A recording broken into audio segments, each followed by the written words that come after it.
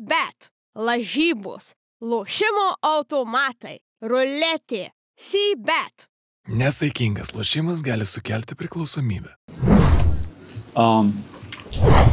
Very, very proud of our performance today. We've had a tough stretch. We had today our fourth injury to a rotation player after Seba Herrera and Enzo Sharvin and Michael Kessens, and two of our captains are out, and also Colin Malcolm today injured his ankle, and still we played with tremendous energy, tremendous effort and focus, and was really a joy to coach today because of how invested the players were, and for me a very important, and for all of us a very important bounce back from one of our worst games this season against Monaco on Sunday. So headed in the right direction again.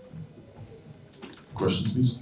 Coach, during your last visit in Vilnius, you emphasized the point of enjoying the moment, because those teams, they don't spend a lot of time together, because, as you said, the great players, they get poached by other clubs. How important is for you that you got this opportunity to retain that main core, not in the ball, of course, but in the next team? Yeah, well, one of the best things in coaching is that you have a say in choosing your co-workers, and those guys, the whole team was obviously incredible last season, but 6 of the guys decided to take our offer in Paris, and they have been extremely helpful and important in establishing a winning culture and helping the club take the next steps, and also helping the new guys in getting used to the daily standards and our style of play. And what I like most is that it might have started like this, that we had like 2 teams within a team playing a little bit different type of basketball, but now, for example, today it's very hard to distinguish those 2 from each other, and I'm happy to report that we are closer and closer to playing Paris basketball, and that's something that obviously is a positive signal for the rest of the season. Are you more confident building vision towards the future, maybe aiming to even stronger league and playing even better basketball, since you know that you can maintain the score for longer, maybe? It's not something, I think that's more for the like club to think about, and especially for the fans and media to speculate. I have my hands full just thinking about that we have Sunday, we play against Asvel, and we somehow have to recover. Yesterday we traveled for 9 hours. Tomorrow we will have a practice here in Vilnius, and after this we fly back, and that's pretty much how my time span works. There's really no time to stop and enjoy too much or dream about something that could happen in the future. The only thing that we can affect is how well we recover now from this game, and then how we start preparing for the next game. Well, since you mentioned time, and I remember last time you also emphasized your importance in your life to find the balance between work and your personal life. And I wanted to ask you, it's not uncommon in basketball for coaches to coach both professional club and the national team. Kazis Maksvytis does that, Lassi Tuovi also works in Virtus coaching staff. Would you imagine yourself entertaining the possibility of coaching both club and a national team, or working in national team staff? Does it seem possible to you? It's obviously a very short time to think about this, so I don't know. To me it sounds like a difficult equation, a very difficult equation to combine the two, because I know I don't like to make a lot of compromises with the basketball side, and I have 3 smaller kids and a wife at home, and which I would also like to see sometimes. I mean, this was our 7th road trip here in the Euro Cup. Those are every time 3-day trips, so that's already since the beginning of the year we've spent 21 days already on the road. Yeah, only here, and that's not including the French league games, which take 2 days every time. So I'm much more with the team than I'm with my family, and those are the people who are the families of the coaches and the players who are the real people who make the sacrifices in this, so we get to express ourselves and do what we love and follow our passion. So if that type of opportunity came, it would have to be, everything would have to be thought about on an individual basis. But for sure, right now in a new competition and in a new country, in two new leagues, it sounds like a very difficult equation. And the last off-topic question, at least it looks like basketball in Finland, it lives some kind of renaissance right now, and one of the reasons is Lauri Markkanen. Of course, you spend a lot of time in Germany. Could you compare the situation between what Finnish basketball is experienced right now with Lauri, something like the German basketball experience with Dirk? It's very difficult to compare those two situations because I think the German BBL is so much higher level than the Finnish league, also from the organization standpoint, and it's in Finland ever since maybe 2011 and already a little bit before, when I was also here for the European Championships back then when we made it first time since 1995.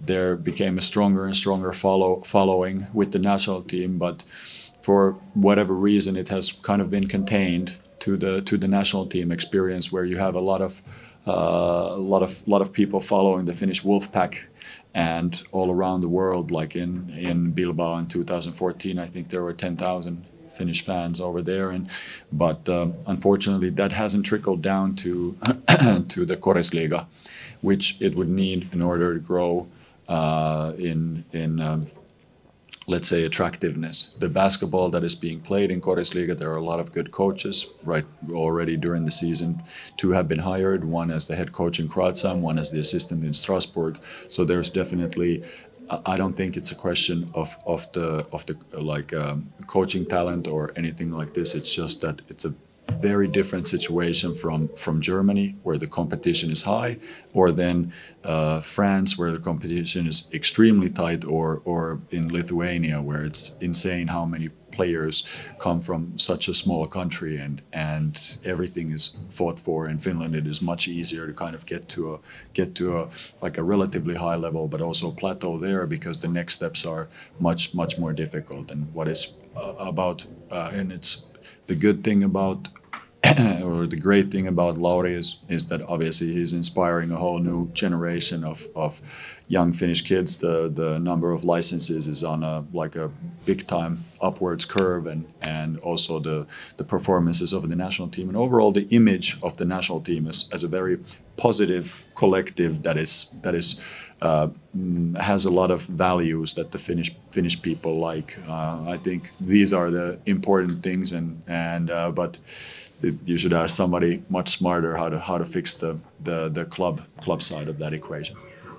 Coach, getting back to this game, in the second quarter you built a 20-point lead, and it seemed like the game is pretty much over, or at least you got a comfortable situation in there, but you kept playing. And how hard is to get into the heads of the players and make them play those 40 minutes like it's it seemed like you played the close game the whole time. Yeah, and that's the reason why I said I was very proud of our performance and how guys showed up, because it's like how you do anything is how you do everything. So if you allow yourself a little bit of relaxation on the court, this becomes very easily a part of your identity, that you're a guy or a team that plays off, and it's just easier to be 100% committed than 99% committed, and that means playing throughout the 40 minutes, and that's our expectation now. With the schedule we've had lately, we haven't been able to do this, and it really bothers me, and because that's something that we've always been very proud of and is a big part of our DNA. But I've learned throughout the years that it's like it's not about getting into anybody's head. It's almost impossible to, or in my experience, maybe somebody can do it better, to talk intensity into the players. You have to do it on a daily basis, and then whatever you do on a daily basis becomes part of your habits, and those habits, they are part of who you are. So your identity, whether it be individual or the collective of the team, and hopefully will be known as a club and as a team like this, that you know that for 40 minutes you're going to have to give everything you have, and that's why I felt like this was really a step in the right direction. What helped us also is making some 3-point shots. You know, that's the other part of the equation, that always the team and the coaching looks great when the shots are falling, but I thought we started well in the game, even though I think we missed our first 5 threes, and still I was very satisfied with the quality of our shots, and it was overall a good performance. But I don't think we have to get inside anybody's head, and that's not how our process looks like. It's just a very, very demanding process where the expectations are very high to do the simple things at a very high level. Your both wins against Wolves were the worst in the club's history. Of course, the history is pretty short here in Vilnius, talking about Wolves, but how do you think, why did you manage to get those huge wins against this team? Well, we shot the ball well in both games, and because of this, I think we scored in both games over 100 points. And that's, like I said, it's probably the much bigger difference maker than people usually tend to talk is luck, especially shooting luck in the games. But in both games, we were very fast, we were very sharp, we were very intense, and that's kind of how it is, that you can have a plan going into a game, but if the other team takes you completely out of that plan, it's very hard to execute or do anything, and then you also can get frustrated very easily with that, which leads to a negative spiral then, and especially for a quality team like the Wolves, who are not used to this, having been 4-4 in the Euro Cup, and I think 11-1 or 10-1 in the domestic league, so they are used to winning. So it's also a new feeling for them. So, Coach, when you see such media attention, would you like to work in Lithuania maybe one day? Yes, this is incredible. I was just saying that because we were a little bit late, and I was saying, like, if there are actually people with questions, I could gladly wait. So I'm happy somebody is interested. So I remember last year, same thing. We played, I think, next door at the Jeep Arena against Ritas, and there were also a lot of people who were interested in.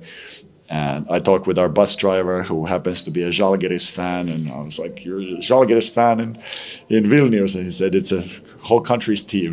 so it's fantastic to be in a country that like lives and breathes basketball, and we had our guy at the hotel who was serving the food came to talk about yesterday's EuroLeague games, like what happened, and it's very different, and I've always appreciated this, and I think a lot of Finnish coaches actually have appreciated it, because there has been a lot of exchange of Finnish teams coming, junior national teams, to practice here, and it has always served as kind of a big brother for the Finnish basketball, and because of those same type of values of working hard and doing it together and kind of getting the maximum out of a small pool of players. So it's always a pleasure to visit this country, and it's not even -18 here like in Helsinki, so it's great running weather. Finnish summer weather, actually. Talking about your former players, Jason Gorham was at the game. Now he played for Ritas. What did you talk about? We met actually Justin already in the morning, and we're gonna meet up tomorrow again in the morning, and it's we have a very interesting relationship with all of our former players, basically, that they all feel part of this brotherhood, and it's a big reason why 6 players decided to take the offer in Paris also. They feel like what we do together is very meaningful and it leaves a mark on them. And Justin jumped right in, like he was one of our own, and it's funny when those guys meet, they talk about their experiences. Are you still doing this? What about that? Is coach still crazy? Yes. And so on and so forth. But we have a very, very good relationship on the floor. I'm super happy to see him do well. I was texting him a couple of weeks ago also about how he's playing at the moment and how much he's improved. And he had his rookie season with us and incredible to see him grow because he was really a guy that put his really the team first, but also was trying to develop all the time. And it's really great to meet these guys after a year or two, and you never know if your paths will cross in the future. But recently he had Euro 8 for 8. Yeah, 8 for 8, and in EuroLeague attention from Istanbul, Yeah. the OFS. Are you surprised, and do you see him in EuroLeague? No, I'm not surprised at all. There are very few players who have that combination of the stretch element and then the incredible physicality, what was one of the first things that appealed to us. I think he led the NCAA in offensive rebounds that last season, 4.5 or something ridiculous with Houston per game, and he did very well for us also in his rookie season. And unfortunately for him, he got sick for 2 weeks just before the playoffs, and we had 8 imports at the time. He didn't play a lot for us during the playoffs, but had a great rookie season, and I think it also gave him tools for the future then how to approach this. We had some great veteran guys on that team who also helped him, and he fit right in, and he's definitely on the path to play higher and higher levels. But before, I hope he finds a lot of enjoyment in playing in this environment. We had the privilege last year of playing in the Jeep Arena against Ritas, and it was the loudest, along with Karšiaka, out of all the gyms, and how people here respect the basketball, and so he said himself that he's in a very, very good situation and he likes it a lot. So it at least sounds that he's able to enjoy the moment and stay in it for the moment. Bet, lažybos, lošimo automatai, ruletė, Bet. Nesaikingas lošimas gali sukelti priklausomybę.